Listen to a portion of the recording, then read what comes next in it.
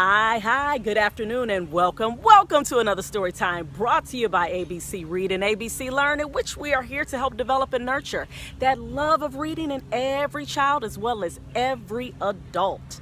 How are you all doing out there today? It may be evening, it may be real early in the morning, it may be real late at night, whatever time of day it is, wherever you are around the globe.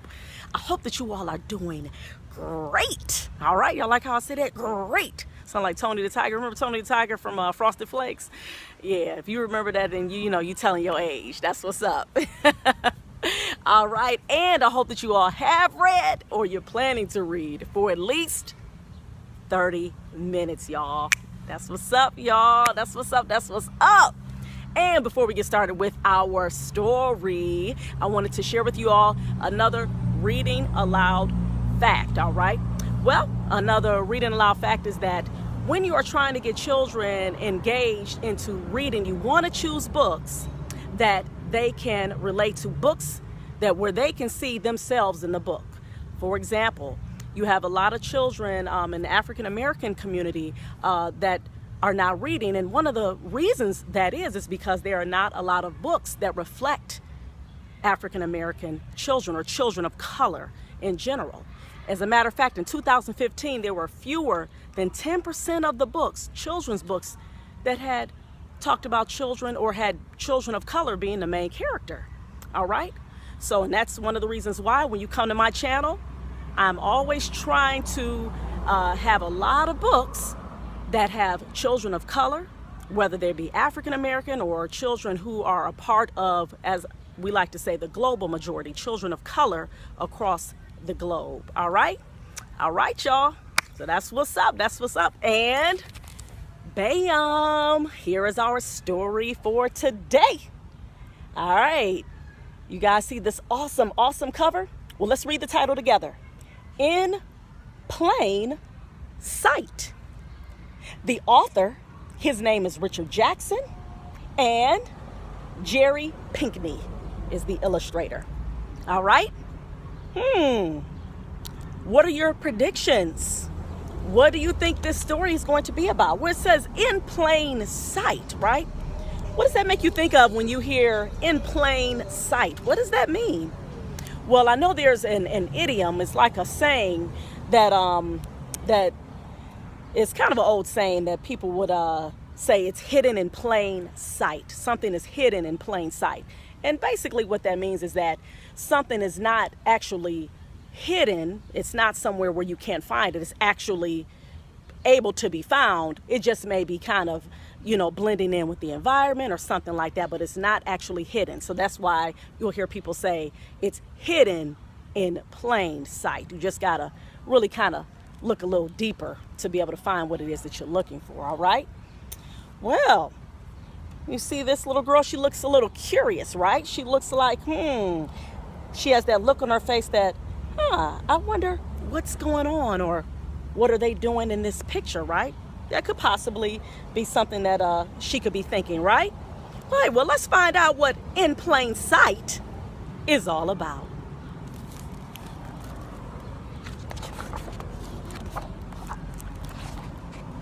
Awesome. See that awesome cover? Awesome title page, excuse me.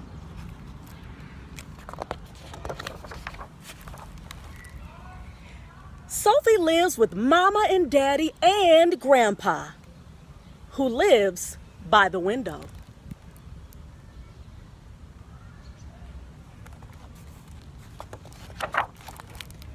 He can see Sophie come and go, call and wave goodbye, hello, as he looks out.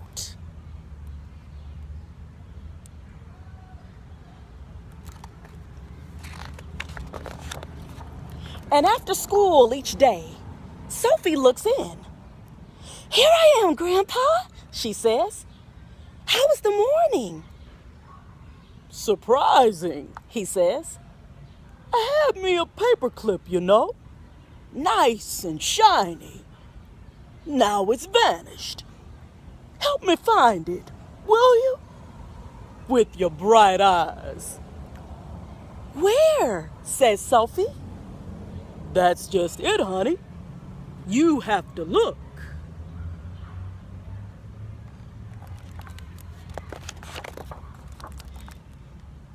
If you lean close, you might hear Sophie say, "Oh." And eventually you might hear her say, "There." "Good," says Grandpa. "Thanks, honey."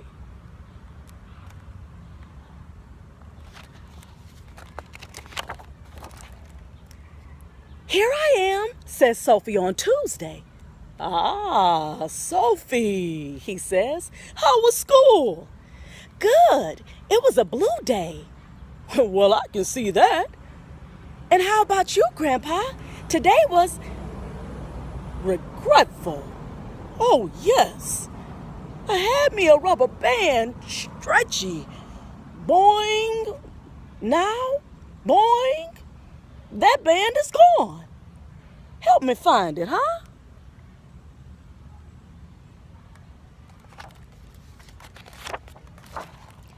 And eventually in plain sight. "Here I am, Grandpa," says Sophie on Wednesday. "Was today better?" "Not so much," Grandpa says. "Had me a drinking straw. Bendy just right. You remember? Now it's skedaddled."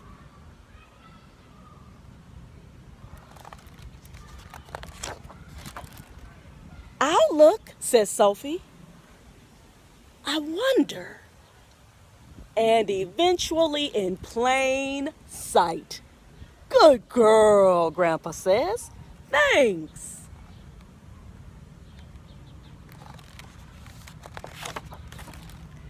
On Thursday, Sophie says, "Here I am, Grandpa. Anything missing?" "Well, wouldn't you know? Grandma's favorite painting brush for watercolors, child. I'm missing that. Can you help me, lovely?" "I can try," says Sophie. And eventually in plain sight.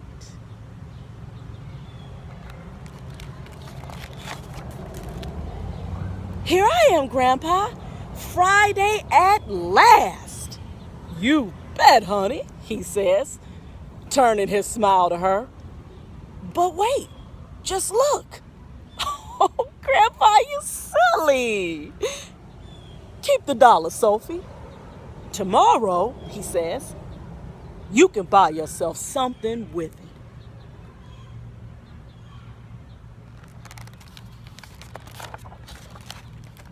"Here I am, Grandpa," Sophie says. "Early today." "No shopping?" "Well, best to save that dollar. I guess for college. Now let's see. Had me a lemon drop. Delicious to think of, but then it just trotted off, unlicked." "Don't tell me, Grandpa."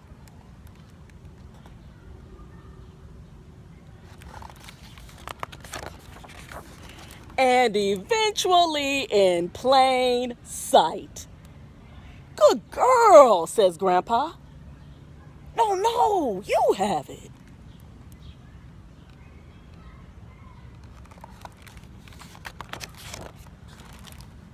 Sunday morning, as usual, at his door, Sophie starts to say, "Grandpa, here I..." But Mama hushes her. "Shh, shh, shh, shh, shh. He's sleeping now." Which gives Sophie an idea. She whispers it to Mama. Daddy laughs when he hears. "All right," he says, "if you tiptoe."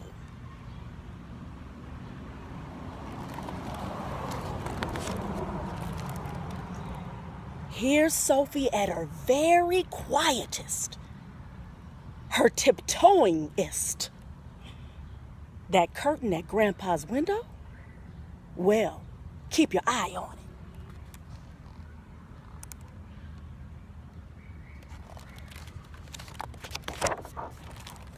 And eventually, where's Sophie? Grandpa wakes.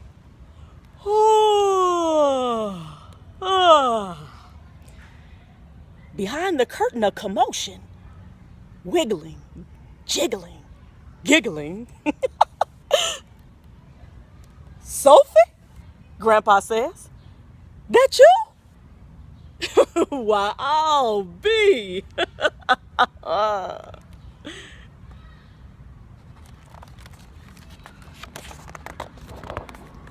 Here I am, Sophie says.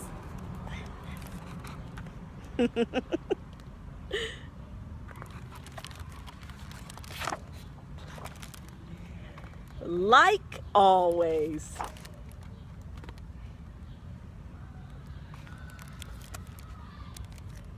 The end.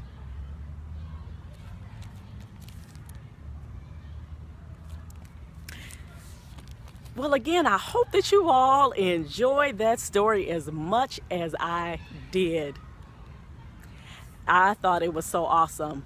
And I hope that you all thought the same thing. And I would like for you guys in the comment section below to tell me, what did you think about that story? I have a couple of questions as well. Do you think that Grandpa, do you think that he was actually missing those things? Or do you think he was possibly trying to play around with Sophie, and that, was his little game that he liked to play with Sophie? Their thing that they have with each other. What do you all think? And also, did you guys happen to see where some of the items were in the book? Like, for example, I'm going to turn to one of the pages. And you tell me if you could find one of the items that Grandpa was missing.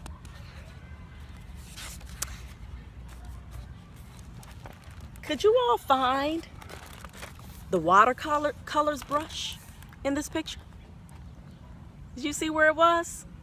I know I struggled trying to find it. I said, where is it at? But you know what I started doing?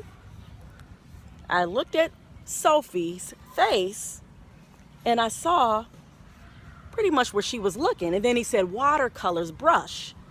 So I started to think. I said, let me use my little critical thinking skills, right? So I started looking where the painting is, right? And there you have it. Right there. Did you guys see that?